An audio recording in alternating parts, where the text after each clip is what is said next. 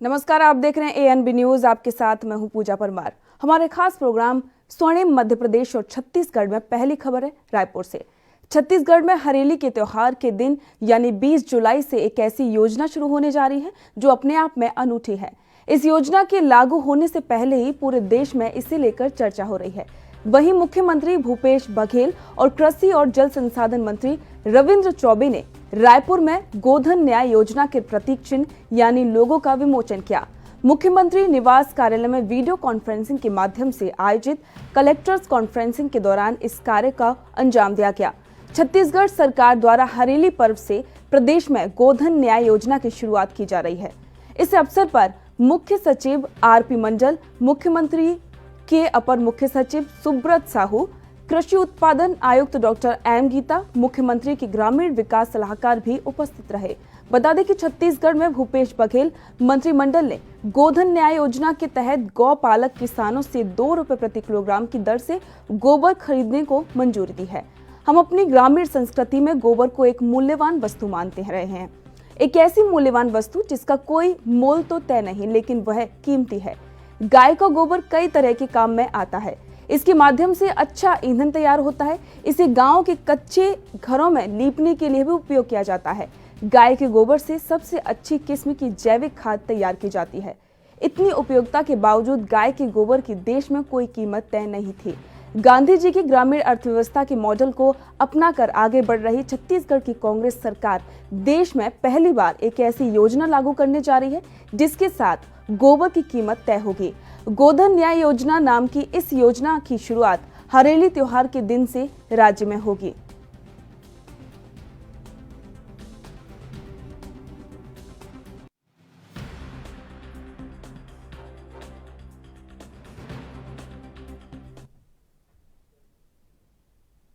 एक बड़ी खबर आपको बताते हैं। रायपुर के बलौदा बाजार में बड़ी लापरवाही सामने आई है। जानवरों ने जान देकर इसकी कीमत चुकाई। रोका छेका अभियान की खुली पोल। बलौदा बाजार जहर युक्त घास खाने से 20 पशुओं की मौत। गांव पहंदा में मौके पर पहुंची डॉक्टरों की टीम। किसान ने खरपतवार नष्ट करने के लिए खेत में जहर डाला था। बलौदा बाजार में रोका छेका अभियान की पोल खुल गई है। जहर खाने से 20 पशुओं की मौत हो गई है।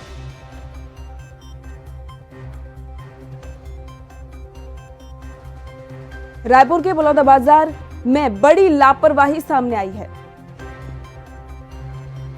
इसकी कीमत जानवरों को जान देकर चुकानी पड़ी है।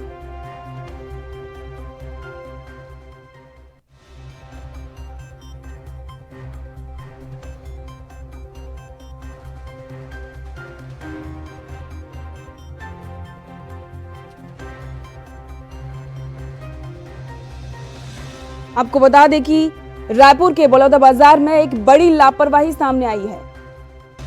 रोका छेका अभियान की पोल यहां पर खुल चुकी है।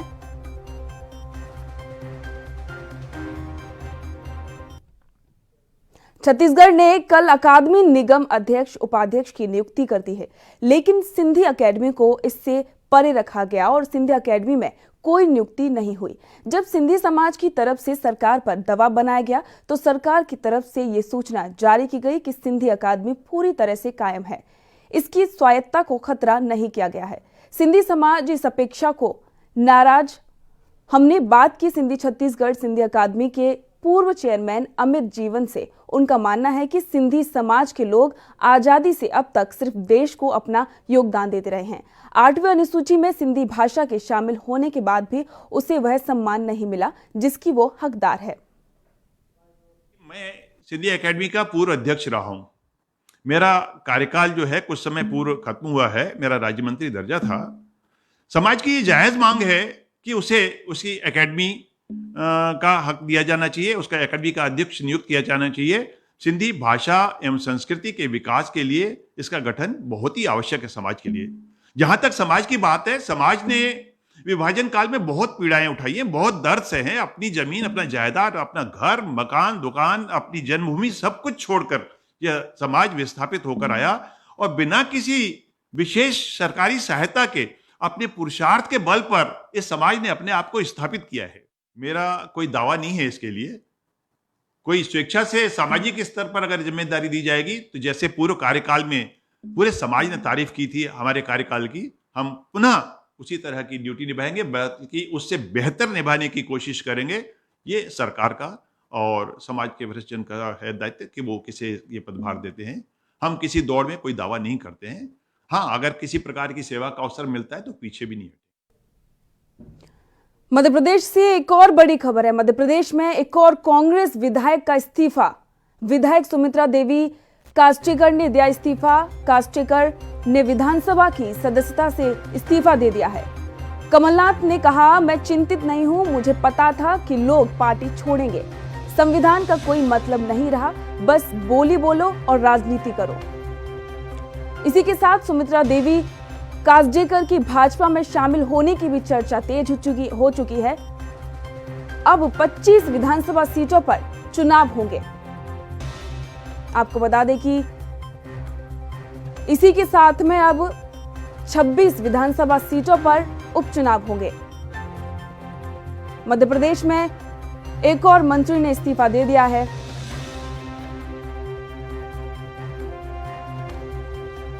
इस बारे में और अपडेट देने के लिए हमारे संवाददाता सुनील कुमार हिमाचली जुड़ गए हैं, उनसे जानते हैं। सुनील जी, जिस तरीके से लगातार कांग्रेस के जो विधायक हैं वो लगातार इस्तीफा दे रहे हैं, उसके बारे में आप क्या कहना चाहेंगे? देखिए पूजा, सीधी सी बात है कि जिस तरह से सियासी संकट पहले राजस्थान में था, तो एक बार फिर से अब मध्य प्रदेश में वही स्थिति आन पड़ी है, क्योंकि मध्य प्रदेश में कहीं ना कहीं इस सियासी संकट की शुरुआत हुई थी। मध्य प्रदेश में एक के बाद एक पहले कमलनाथ को लगता रहा, फिर सरकार गिरी, और वर्तमान में भी ऐसी कुछ स्थितियां जो है वो बन गई हैं, क्योंकि मध्य प्रदेश में जो है वो कांग्रेस के एक और विधायक ने इस्तीफा दे दिया है।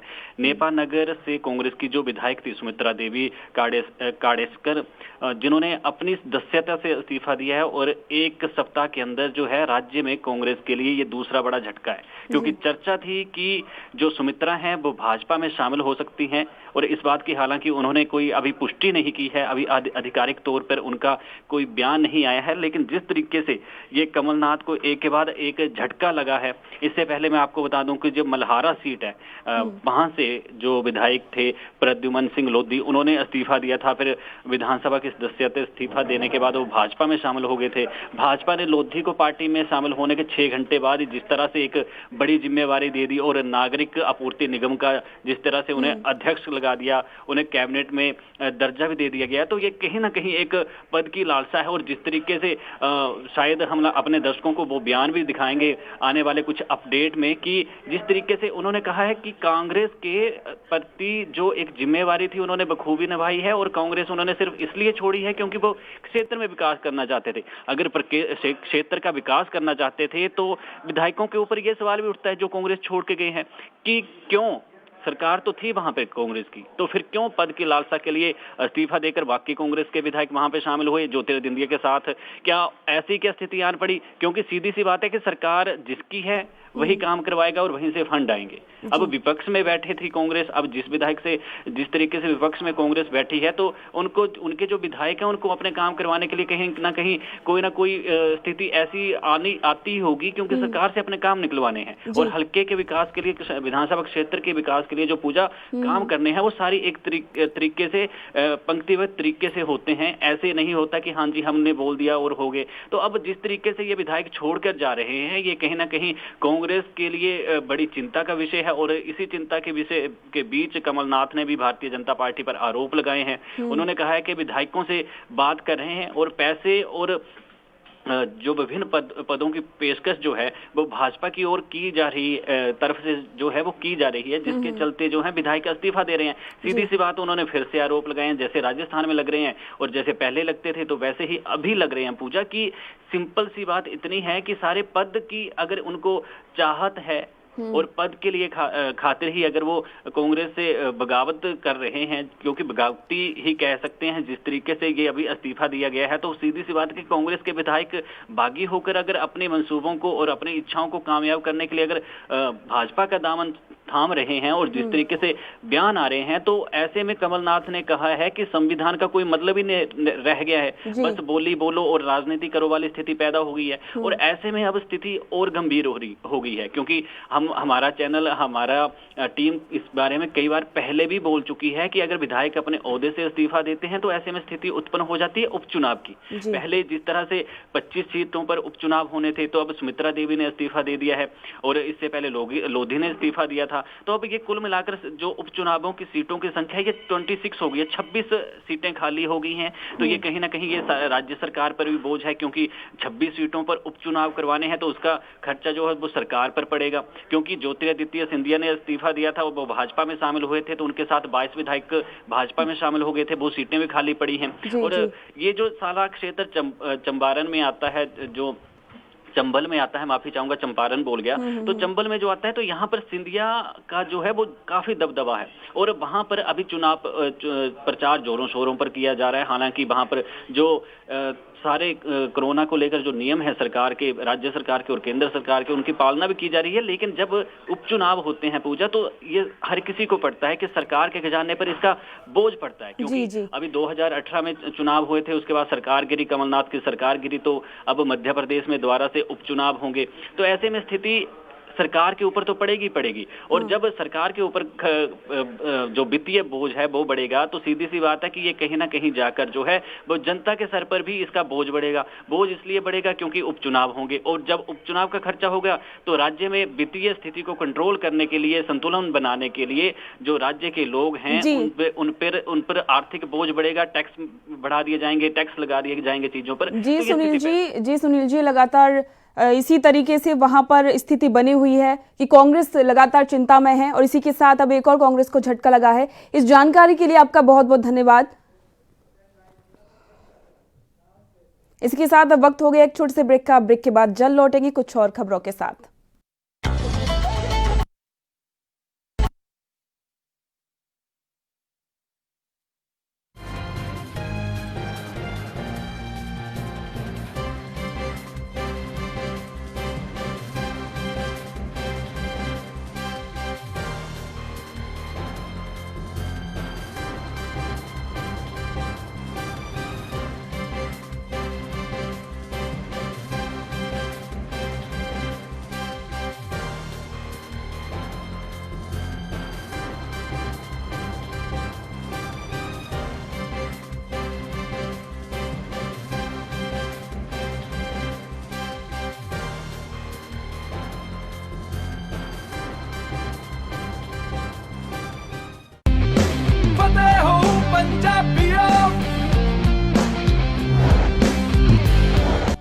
ਸਤਿ ਸ਼੍ਰੀ ਅਕਾਲ ਜੀ ਸਾਰਿਆਂ ਨੂੰ। ਮੈਂ ਹਾਂ ਤੁਹਾਡਾ ਆਪਣਾ ਬਿੰਨੂ ਢਿੱਲੋਂ। ਪੰਜਾਬ ਸਰਕਾਰ ਨੇ ਇੱਕ ਕੈਂਪੇਨ ਚਲਾਈ ਹੈ ਜਿਹਦਾ ਨਾਮ ਹੈਗਾ ਮਿਸ਼ਨ ਫਤਿਹ। ਕਰੋਨਾ ਵਰਗੀ ਨਾਮਰਾਦ ਬਿਮਾਰੀ ਦੇ ਉੱਤੇ ਫਤਿਹ ਪਾਉਣ ਲਈ ਆਪਾਂ ਸਾਰਿਆਂ ਨੂੰ ਸਹਿਯੋਗ ਦੇਣਾ ਚਾਹੀਦਾ ਪੰਜਾਬ ਸਰਕਾਰ ਦਾ।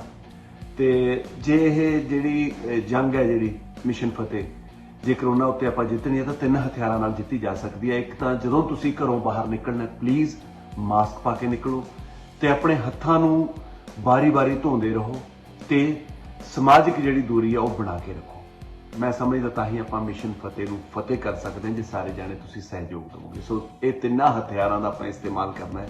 ਇੱਕ ਤਾਂ ਘਰੋਂ ਜਦੋਂ ਬਾਹਰ ਨਿਕਲਣਾ ਹੈ ਮਾਸਕ ਪਾ ਕੇ ਨਿਕਲਣਾ ਹੈ, ਸਮਾਜਿਕ ਦੂਰੀ ਬਣਾ ਕੇ ਰੱਖਣੀ ਹੈ ਤੇ ਹੱਥਾਂ ਨੂੰ ਵਾਰੀ-ਵਾਰੀ ਧੋਂਦੇ ਰਹਿਣਾ।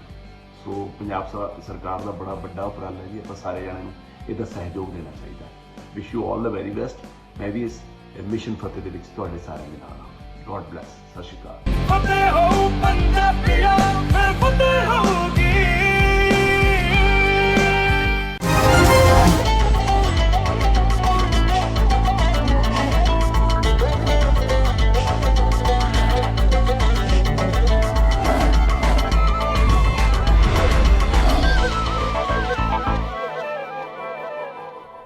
ब्रेक के बाद आपका स्वागत है। अगली बड़ी खबर है मंदसौर से। मंदसौर सुवासरा में उपचुनाव के बीच विवाद पनप गया है।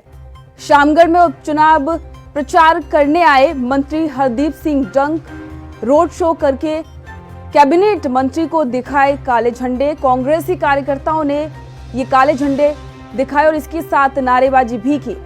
पुलिस प्रशासन ने हल्का बल प्रयोग किया।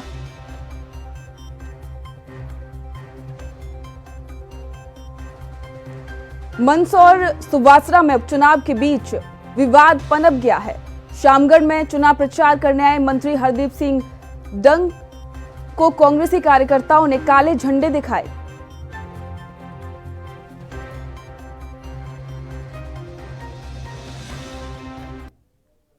मंदसौर जिले के सुवासरा विधानसभा के उपचुनाव में दावेदार जोर शोर से चुनाव प्रचार कर रहे हैं। ऊर्जा मंत्री हरदीप सिंह डंग सुवासरा विधानसभा के कई गांवों में अब तक दौरा कर चुके हैं। वहीं एक तरफ जहां उनके समर्थकों ने उनका ढोल की थाप से स्वागत किया, वहीं उन्होंने बड़ा बयान देते हुए कहा कि कांग्रेस का अस्तित्व अब समाप्ति पर है। वहीं राजस्थान की कांग्रेस का हवाला देते हुए उन्होंने कहा कि जितने भी युवा कांग्रेस में, उनका नेतृत्व करने वाला कोई नहीं है और कांग्रेस जमीनी कार्यकर्ताओं को दरकिनार कर रही है।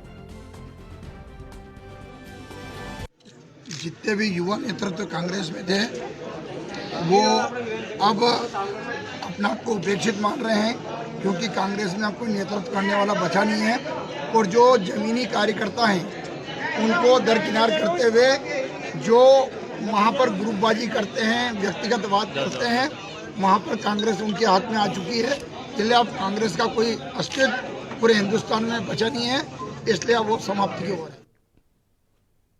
मध्य प्रदेश विधानसभा का मानसून सत्र जो 20 जुलाई से शुरू होने वाला था, वो अब रद्द हो गया है। इसे भोपाल में विधानसभा में सर्वदलीय बैठक के बाद रद्द किया गया है। क्यों ये फैसला किया गया, आइए जानते हैं इस रिपोर्ट में।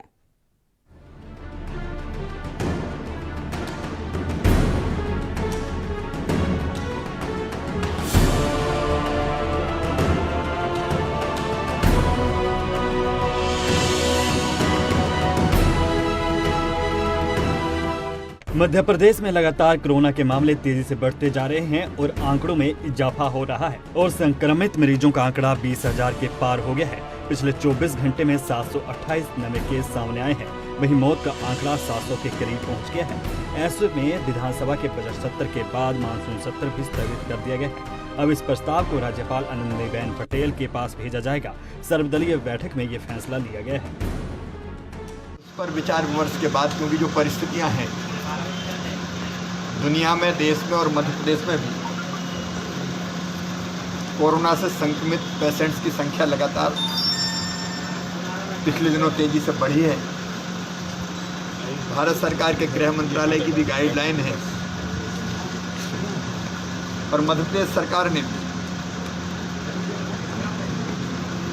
जनता से अपील की है। हम लोगों ने तय किया है कोई भी सार्वजनिक कार्यक्रम नहीं होंगे, धार्मिक उत्सव नहीं होंगे, यहाँ तक के गणेश उत्सव का मामला हो, भगवान गणपति जी की सब पूजा करते हैं उत्साह से, सार्वजनिक पंडाल नहीं लगेंगे, ईद हो, रक्षाबंधन हो, बाकी त्योहार हो, वो घर में ही मनाए जाएंगे। दरअसल शुक्रवार सुबह 11 बजे विधानसभा में सर्वदलीय बैठक आयोजित की गई। बैठक में मुख्यमंत्री शिवराज सिंह चौहान, कांग्रेस विधायक दल के नेता कमलनाथ, संसदीय कार्य मंत्री डॉक्टर नरोत्तम मिश्रा, सज्जन सिंह वर्मा शामिल हुए, जिसमें कोरोना के बढ़ते आंकड़ों को देखते हुए विधानसभा के प्रमोट स्पीकर रामेश्वर शर्मा ने सभी से चर्चा करने के बाद स्थगित करने का फैसला किया। सर्वदलीय बैठक में निर्णय लिया गया कि सदन की कार्यवाही को आगामी सूचना तक स्थगित करने के लिए राज्यपाल को अनुमोदन किया जाएगा। कोविड-19 की गाइडलाइन को ध्यान में रखते हुए यह निर्णय लिया गया है। कोरोना का संक्रमण न बढ़े, इसलिए सर्वदलीय बैठक में सर्वसम्मति से फैसला किया गया है। बहरहाल अब देखना होगा कि सदन की कार्यवाही कब होगी। भविष्य के हालात देखने के बाद जो फैसला लिया जाएगा। Bureau report, NB news.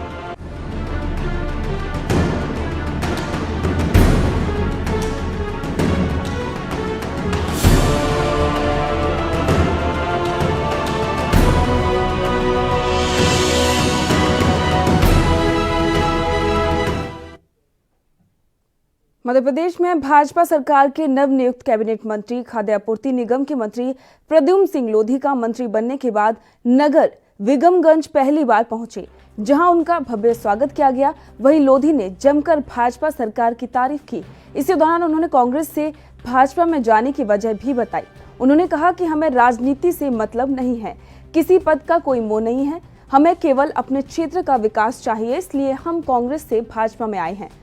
जिससे हमारे क्षेत्र का विकास हो सके।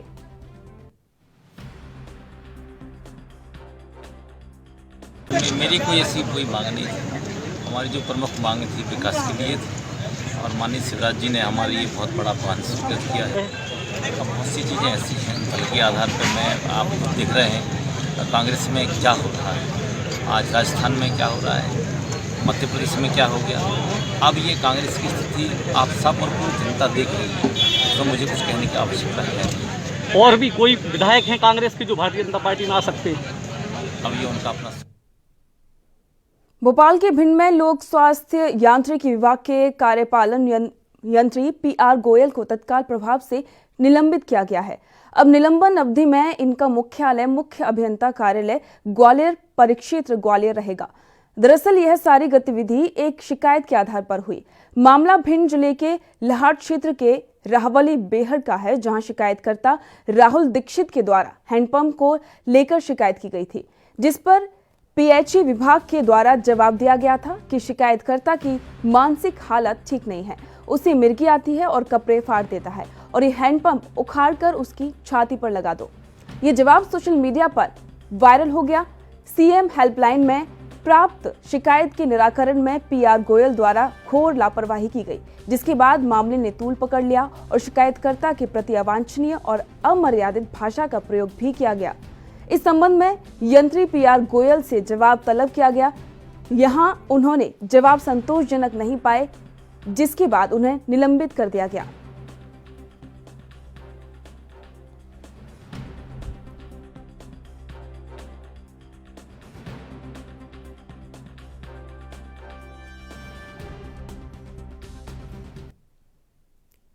वहीं खबर है कि कलेक्ट्रेट ऑफिस में काम करने वाले स्टेनो ने दबंगई दिखाई है और दिहाड़ीदार के साथ मारपीट कर उसे पैर नहीं दिए हैं। जी हां, जांजगीर चंपा जिले के कलेक्ट्रेट में पदस्थ स्टेनो शिव बिहारी साहू के ऊपर उनके ही घर में बढ़ाई का काम करने वाले योगेश कुमार टैगोर ने जातिगत गाली देते हुए मारपीट करने का गंभीर आरोप लगाया है। योगेश कुमार का कहना है कि वह पिछले कुछ दिनों से उनके घर में फर्नीचर बनाने का काम कर रहा है। बुधवार को साप्ताहिक अवकाश होने की वजह से उन्होंने अपने साथी बड़े की छुट्टी कर दी थी। इस बात को स्टेनो शिव बिहारी नाराज हो गए और किए गए काम का हिसाब करने के लिए उसे घर बुलाया।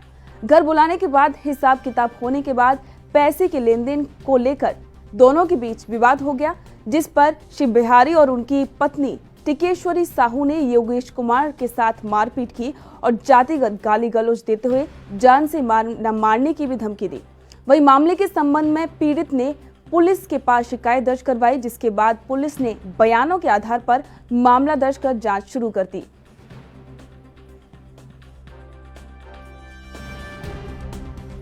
मेरे साथ गलत हुआ है तब मैं आया हूँ इस जगह में, नहीं तो मैं नहीं आता। रात के बिकाल के जितने समय बुलाते थे हर समय जाके काम करते थे उसका, जो भी समय। पैसा देने के टाइम आई तो मारपीट कर रहे हैं और पैसा के लिए बुलाए तो मारे क्यों। हिसाब पूछ रहे हैं तो हिसाब बताने देते। जाति विवाद से गाली दिए, कीड़ा मकोड़ा हो मेरे सामने में समझते हैं, बोलते हैं डायरेक्ट। मैं पूरा कलेक्ट्रेट को चला रहा हूँ, सबको तू मेरे को इतना दिन हो गए, बोले 22 साल मेरे को यहाँ सर्विस करते, बोले तुम क्या समझते हो, बोले तुमको मरवा दूंगा कटवा दूंगा बोलते हैं। योगेश टैगोर नाम के एक प्रार्थी ने शिकायत दिया है श्याम बिहारी साहू और उसकी पत्नी गीतेश्वरी साहू के बारे में। अभी ये तत्काल मुझको प्राप्त हुआ है, विवेचना के बाद ही मैं कुछ कह पाऊँगा। ये AJK थाना में एक शिकायत प्राप्त हुई है, जिसमें कलेक्ट्रेट में पदस्थ स्टेनो के विरुद्ध मारपीट और गाली गलौज की शिकायत एक बढ़ई ने प्रस्तुत की है, जो उनके यहाँ पे कुछ काम भी कर रहा था। और अभी दोनों पक्षों को नोटिस देके बुलाया गया है, जिनका दोनों का कथन लिया जाएगा और जो भी जाँच में बात सामने आएगी उसके हिसाब से अग्रिम कार्रवाई की जाएगी। इसमें DSP AJK रितेश चौधरी को जाँच के लिए मामला दिया गया है। जांजगीर चांपा में रोजगार देने के नाम पर लाखों की ठगी करने वाले गिरोह के 2 लोगों को काबू करने का दावा पुलिस ने किया है। पुलिस की गिरफ्त में आया गिरोह हसौद थाना क्षेत्र के ग्रामीण अंचल में सक्रिय था, जहां गांव के बेरोजगार लोगों को अपना निशाना बनाता था और अब नौकरी देने के नाम पर ये गिरोह 88 लाख रुपए तक की ठगी को अंजाम दे चुका है। वहीं अब गिरोह के फरार दो आरोपियों ने पुलिस ने 97,000 भी बरामद किए हैं। वहीं आरोपियों से पूछताछ की जा रही है कि और क्योंकि कई और भी खुलासे होने की संभावना पुलिस ने जताई है।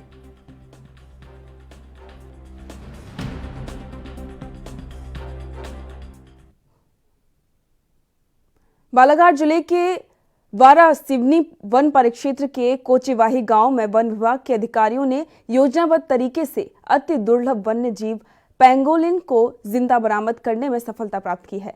पेंगोलिन का वजन लगभग 15 किलो और अंतर्राष्ट्रीय बाजार में इसकी कीमत लाखों रुपए बताई गई है। इस मामले में एक महिला सहित 3 लोगों को पुलिस ने हिरासत में लिया है, जो पेंगोलिन को बेचने के लिए ग्राहक की तलाश में थे। जानकारी मिली है कि आरोपियों द्वारा जीवित पेंगोलिन को समनापुर लामता के समीप किसी व्यक्ति को बेचने की बात हुई थी, लेकिन किन्हीं कारणों से वह सौदा नहीं हो पाया, जिसकी वजह से नए ग्राहक की तलाश में वह कोचेवाही पहुंचे थे। इस संबंध में वन विभाग के अधिकारियों को जानकारी मिलने पर उन्होंने स्वयं ग्राहक होने की भूमिका निभाई और आरोपियों को रंगे हाथों गिरफ्तार करने में सफलता हासिल की।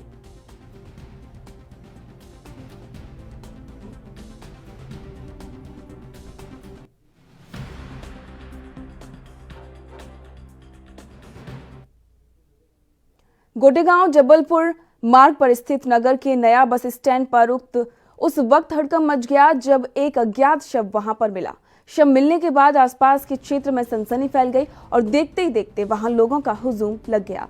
सूचना मिलने के बाद मौके पर पहुंची पुलिस ने स्थिति का जायजा लेने के बाद जांच शुरू की, जिसके बाद पुलिस ने बताया कि शराब का सेवन अधिक मात्रा में करने से व्यक्ति की मौत हो गई।